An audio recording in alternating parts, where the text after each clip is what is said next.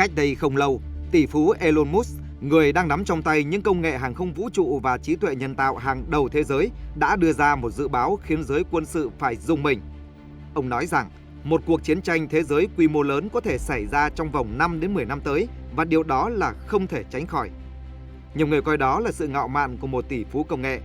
Nhưng nếu chúng ta nhìn vào những gì đang diễn ra ở các chảo lửa xung đột hiện nay, từ Đông Âu cho đến Trung Đông, từ Mỹ Latin cho đến châu Phi, chúng ta đã thấy thế giới đang bất ổn, khó lường và khó đoán định.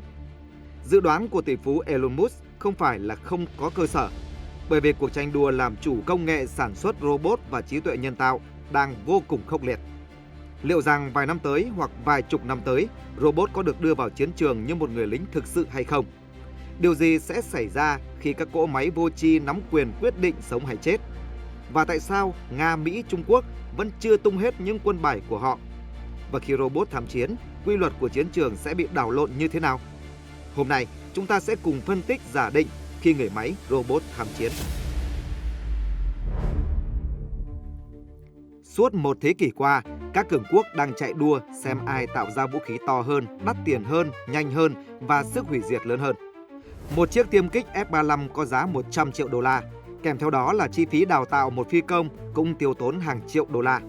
Nhưng giờ đây, phương trình đó đang thay đổi. Với 100 triệu đô la, đối phương có thể sản xuất ra 200.000 phương tiện bay không người lái cảm tử tích hợp AI, trí tuệ nhân tạo. Nếu một bầy đàn gồm 200.000 con robot nhỏ như loài ong được thả ra cùng một lúc, hệ thống phòng thủ tối tân nhất của Mỹ hay của Nga có thể bắn hạ chúng, nhưng không thể bắn hạ tất cả. Chỉ cần 1% số đó lọt lưới thì hạm đội, tàu sân bay hay căn cứ quân sự sẽ bị xóa sổ. Đây gọi là chiến thuật bão hòa bầy đàn. Hơn nữa, con người chúng ta có một điểm yếu chí mạng, đó là độ trễ sinh học. Trong quân sự có khái niệm vòng lặp OODA, tức là người lính cần phải quan sát, định hướng, đưa ra quyết định rồi mới đến hành động. Một người lính dù được huấn luyện tinh nhuệ nhưng vẫn cần vài giây để xử lý tình huống. Trong khi đó, một con robot tích hợp AI chỉ mất vài miligiây.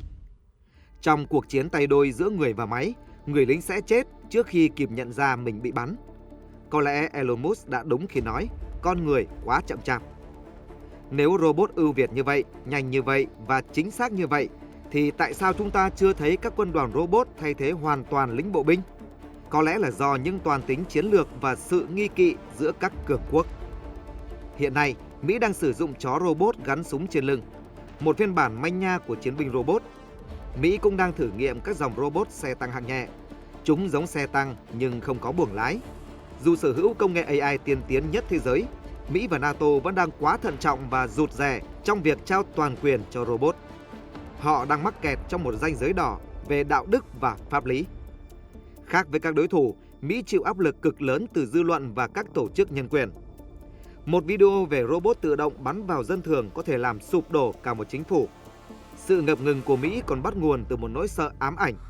Nếu hệ thống tác chiến mặt đất bị tin tặc đối phương chiếm quyền điều khiển, thì chính những con robot được trang bị vũ khí sẽ quay nòng súng, bắn chính vào người ra lệnh chỉ huy của nó. Trong khi Mỹ còn đang tranh cãi gay gắt về đạo đức, thì ở bên kia bán cầu, Trung Quốc lại đặt cược tất cả vào quy mô và tốc độ. Bắc Kinh đang theo đuổi một chiến lược khiến Lầu Năm Góc phải mất ngủ, đó là chiến lược quân dân lưỡng dụng. Trung Quốc là công xưởng của thế giới.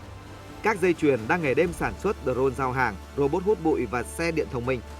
Và chỉ trong một đêm, dây chuyền đó sẽ chuyển sang sản xuất hàng triệu drone cảm tử và robot chiến đấu.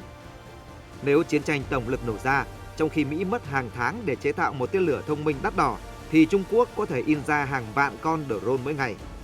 Một hạm đội tàu sân bay của Mỹ sẽ phải đối mặt với 5.000 con drone lao tới cùng lúc.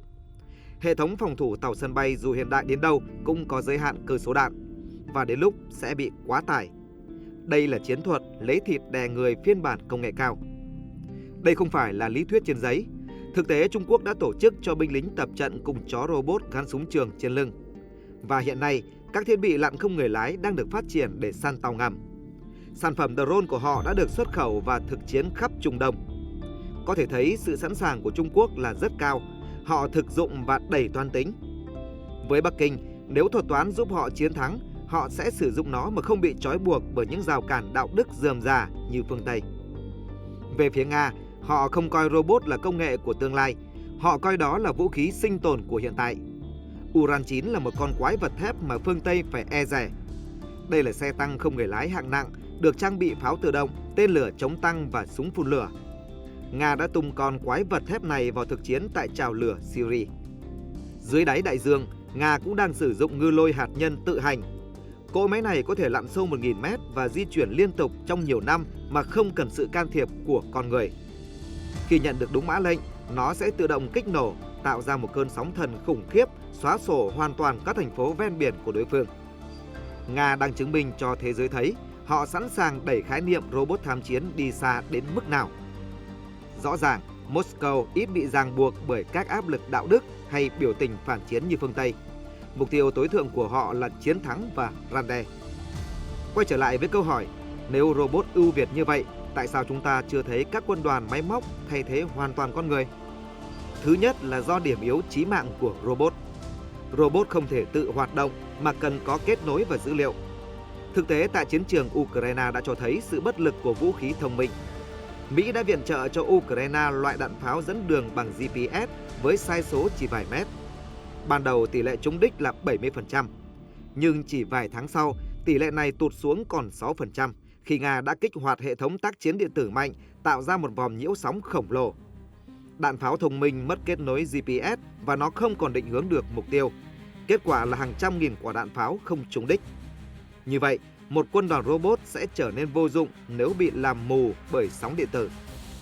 Đáng sợ hơn nữa là nguy cơ bị chiếm quyền điều khiển. Đây không phải là viễn tưởng. Năm 2011, chiếc drone tàng hình tối mật của Mỹ bị quân đội Iran bắt sống. Các hacker của Iran đã dùng kỹ thuật giả mạo tín hiệu GPS đánh lừa bộ não robot, khiến nó tin rằng sân bay của địch là căn cứ và tự nguyện hạ cánh.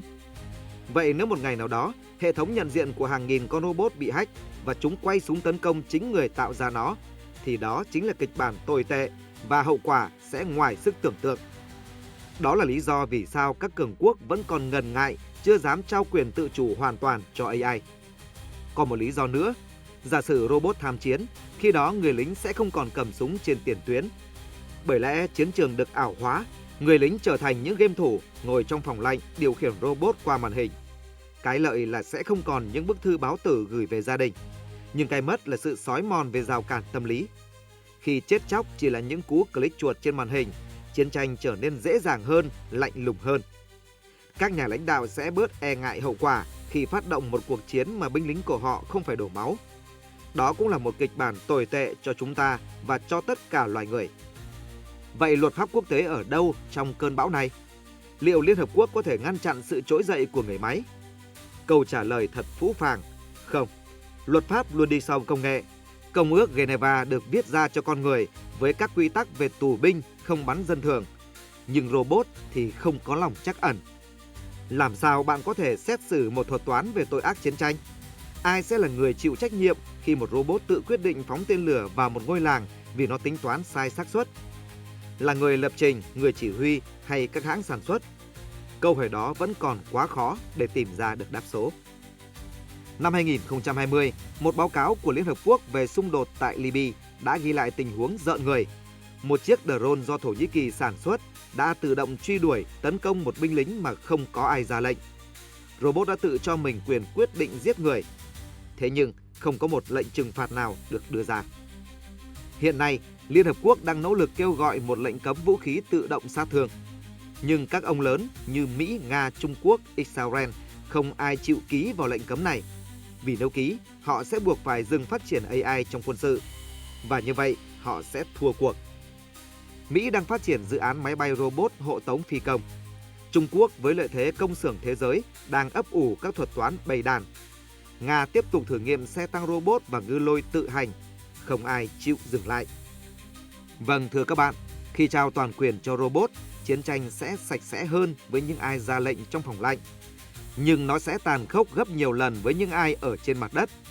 Khi nghệ thuật quân sự chuyển từ dũng cảm và mưu lược sang thuật toán và vi mạch, con người đang trao thanh gươm cho những robot không biết đau đớn, những cỗ máy không biết xót thương. Và khi đã trao cho nó rồi, thì đừng hy vọng rằng chúng sẽ biết nương tay. Trong một dòng cốt lập trình cho người máy, liệu có chỗ nào cho dòng mã lệnh lương tri hay không? Câu hỏi đó có lẽ chúng ta sẽ phải chờ thêm nhiều thời gian nữa. Cảm ơn các bạn đã theo dõi lật mở hồ sơ mật Studio. Hẹn gặp các bạn trong hồ sơ mật tiếp theo. Chúng ta cùng giải mã về chiến tranh sinh học.